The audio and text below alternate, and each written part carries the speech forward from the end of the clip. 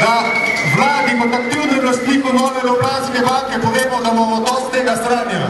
Prepričan sem, da bodo naše zahteve slišale prava ušesa in da bo te zahteve tudi, če drugače ne, pa še z močnejšimi protesti, združenimi z drugimi sindikati, uspeli potrditi.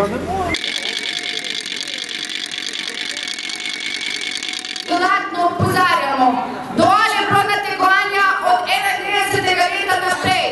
Država je naša, pripade državljanom. Dajte nam vrniti, ponudite Mercator, da ga odkupijo državljani.